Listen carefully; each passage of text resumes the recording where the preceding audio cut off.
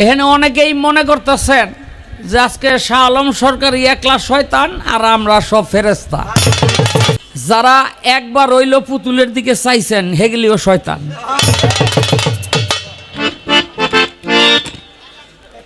কেন? আপনাদের জন্য পুতুল হইল বেগানা নারী।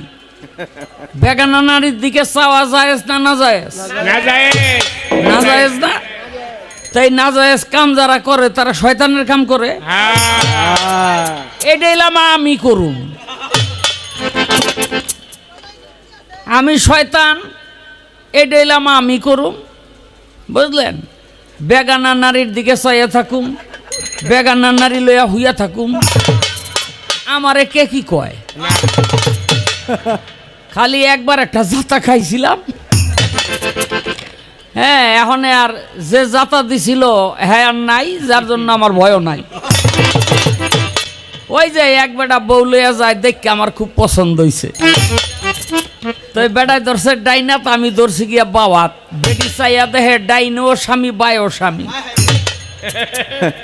আমি কই আমার বউ, আর বেটায় কয় বেটার বউ। সামনে পড়ছিল হযরত আলী। বেটায় তো বিচার দিয়া বইছে, হুজুর আমার বউ এই বেটা লইয়া জায়গা। হযরত আলী আবার ঠিকই বুঝছে যে দুইটার মধ্যে একটা শয়তান।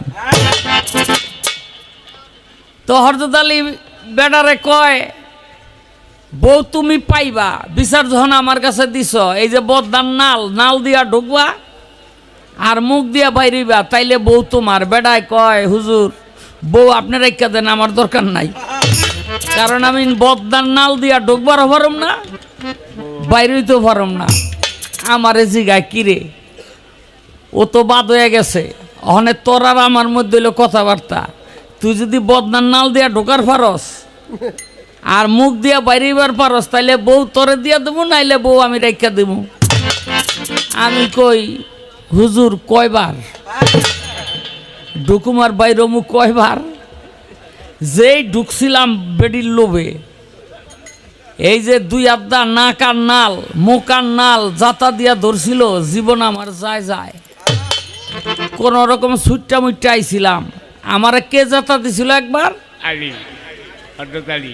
হযরত আলী। হ্যাঁ, তো আর হনে নাই, আছে না এই আর হনে নাই। আমার ভয় কাইটা গেছে। হনে যারে লইয়া তারে লইয়া হইয়া থাকুক।